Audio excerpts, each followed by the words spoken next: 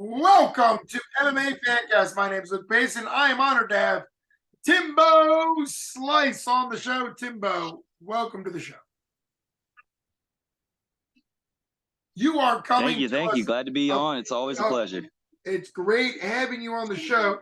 You're coming to us from your forge, so to speak, where you are training at Three Rivers Grappling Club. How long have you been training at Three Rivers? Kind of talk a little bit about what the specialty at Three Rivers Grappling Club is and kind of some of your teammates and how training's been going for your upcoming 247 Fighting Championships 513 Fight Night, September 19th at Cincinnati, Ohio. Fight is coming up. Take it away. All right. So I've been training full-time with these guys since I'd say about November. Originally, one of my buddies and my cornerman, Denny Bingaman, back in the day, I've said this last time, we trained up in his basement. And we rolled around on mats in the basement, hit the bag in the basement. We did all that. And back then, Denny was probably, I don't know, maybe a couple years into jiu-jitsu. And every once in a while, we'd go up to Kalamazoo and train at his home gym. And, you know, eventually life happened and I kind of started just doing more work and stuff. But when I finally wanted to get back into training, I messaged him and I was like, hey, bud, you still train jiu-jitsu, right? You still do all that stuff? And he was like, yeah, bro, of course. Like, in fact, come out to the gym here in Three Rivers. I was like, oh, shoot. So I come out here and come out here. And the first couple times, of course, get my ass kicked. That's just how it goes. You know, you got to jump in the water to learn how to swim, though. Sure. So, I've been training here ever since. And a couple of my buddies I've known for a long time have come in and started training again with us. A couple of buddies that have been doing MMA for a long time have even started coming and training with us also. So it's grown quite a bit since I started, and now it's like an everyday thing. Like, I can't miss it. Well, it makes sense. You have a lot of excitement, energy. You're a very entertaining fighter. I've gotten to see you fight twice for 247 Fighting Championship. It'll be the third time you're fighting.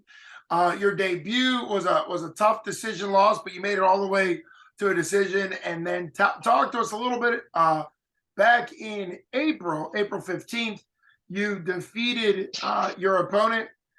He was unable to continue after the second round. It's a TKO or a KO. So walk us through round one and round two, and what was it like to get your first official MMA win? So I knew pretty much since the first fight that anybody looking at that was like, ooh, this is going to be, takedown city, go for it. And, the first round, he took me down twice, threw me on my butt, made it look really good too. And one of the things I work on here is just being calm, even when you're taken down, even if you get in bad positions. And so I just kind of stayed calm. The first takedown, I worked myself back to the feet, made a little bit of space, tried to come in with a hook, and he just ducked under and picked me up and slammed me back down again. He tried to get a headlock on me, but I don't like to tap the guillotines or any kind of headlock like that. So I was just like, nah, man, slow your breathing, be calm, break the wrist. You got this. And sure enough, he did. He was able to keep the top position. I'll give it to him. He's a good wrestler. So, hats off to him for keeping that top position, even though I worked hard to try to get back up. But then, come second round, my corner, Denny, he was like, hey, man, what are you doing? Why are you letting him take you down? I'm like, because he's taking me down. He's like, well, don't let him do that. Dig those underhooks, pick him back up, stay on the feet. And I was like, all right, that's a good idea. So sure enough, I popped James with a jab, and I tried to follow up with a couple other ones, and he shot. And I just immediately knew it was coming. I dug those underhooks, picked him back up. I was like, oh, shoot. It's not as hard as I thought it was. Exactly. So I was like, all right, cool. Let's keep it on the feet. So I tried to go with some more, and he shoots again. I pick him back up, and this time he's got my back on the cage, and I'm like, oh man, but he's got his head down. Here, let me try to do this. No, this isn't working. All right, this isn't working. And then I just hear like this voice screaming at me. It's going, knees, knees. And I'm like, that's a great idea. So I start throwing knees to the body, and sure enough, I felt it on the first one. I felt like just the give, and I was like, ooh, okay. I started off in Taekwondo. I started off like with my kicks. That was how I always started. So I know I've got power in my legs. That's why I can't wait to kick somebody's head off. It's going to be awesome. But I knew if I just threw them, leg kicks, body kicks, knees, like they hurt. They're something. And so I just kept throwing them, and it just kept working. And finally, it got to a point where we separated off the cage. I started piecing him up. He backs up, defends well, shoots for a takedown, and has me pressed up against the cage. And I tried my hardest to try to like dig the underhooks, but I couldn't. He took me down. Unfortunately, I've been working on my jiu-jitsu, and not just any jiu-jitsu, my defensive jiu-jitsu. So grappling and stuff, I'm not scared of it. It's fun. Come on with it. So as soon as he took me down, I had his head in the guillotine, and I was trying to squeeze it hard, but those shin pads, man, made it hard to close my guard. Sure. Like I said, hats off to him. He kept his composure also, and tried to get his head out. And round ended, and we got back up. Went back to my corner, and then he's like, good job. Keep that up. You're working hard. Just keep doing what you do, man. This is your fight. And then I see Chip coming across the cage. I was like, oh, okay. I guess I already did it. So it was really exciting. It was awesome, especially having fans in the crowd. My mom, my sister, my girlfriend, my kid, one of my best friends, Ty. It was just awesome. It was perfect. It's great to hear it directly from you. You're a very exciting fighter to watch. You got a lot of attitude and a lot of passion for it. It's also, in a way, good that you and your corners already had a game plan for round 3, right? Like that's another success to have art. You already came up with what you would do in round 3. Ended up not being necessary because it was referee stoppage, however you want to say. Chip had seen enough during the during the rounds, and it's a reminder. It's a tough reminder because I personally think it's okay for a fighter to kind of look pretty tired and worn out between rounds, but at the same time, a lot of the referees, and Chip's a great referee, a lot of the referees will swing by and kind of check in on a fighter, and sometimes if they don't like what they see, then that gets called. So it was a huge win for you. Let's talk about this September 9th, 5-1-3 fight night in Cincinnati. First of all, you are from Michigan, so I'm guessing Cincinnati is less of a drive-in than Pittsburgh. How much closer is it to you? And in hours, like what's the distance from where you are in Michigan to Cincinnati? So the drive to Pittsburgh was like 5.5, 6 hours. I think it might have been 6.5, just because we were on the toll roads. But this drive, 4 hours, 4.5 hours, and I've even got friends that live in Ohio. I've got friends that live here in Michigan that are from Ohio. So it's pretty cool that I'm a little bit closer to home. I feel like this time, with it also being a little closer to home, people will feel more like, yo, let's tune in. Let's see what's going on. That just gives me more motivation to just go out there and do what I do, have a good time, and, not sweat what could be, just have a good time. And that's when I put out my best work. Sure. And that makes perfect sense. It's going to be exciting. 247 Fighting Championships, obviously excited to make it to Cincinnati. Very much looking forward to that. What do you expect out of your opponent, Cliff Richards? And kind of without giving details away, of course, what's your prediction for the fight?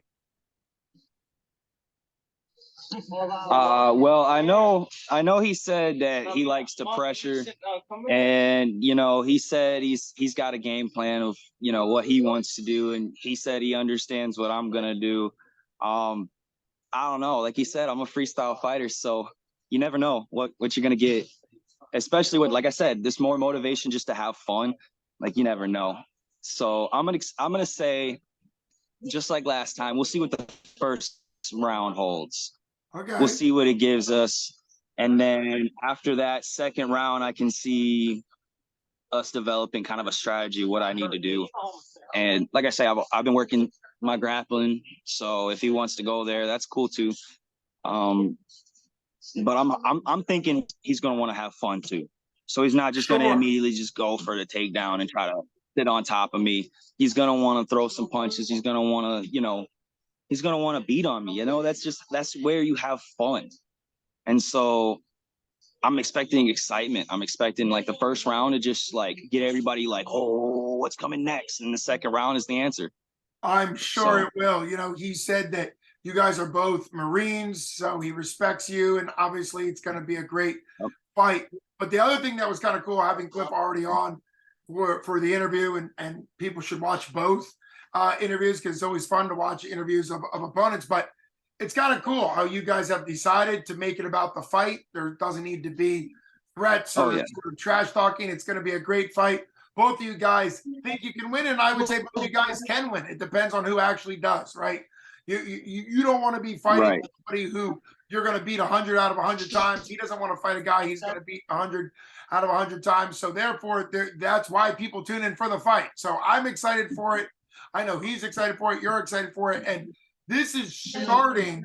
You're a one-on-one fighter, but in Ohio, more or less, these are advanced amateur type rule sets. You're still not allowed to kick to the head, and there's some other, I believe, check on that, but I believe there's some restrictions. But the reality is it's more of a ground and pound. You're going to have a bigger rule set. He's excited for it. I'm excited for it. Who do you want to thank? Do you have official sponsors? Do you want to thank your gym? Who do you want to thank going into this? And I can't wait to see you. For people buying the pay-per-view, 247fighting.com. Make sure they click your name. For people making the trip down, oh, there it is.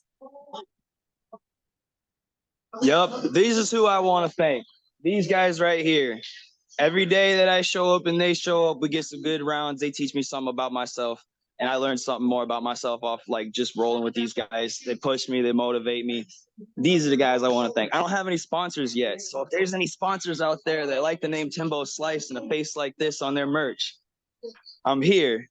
Who wouldn't want and either of also, those things?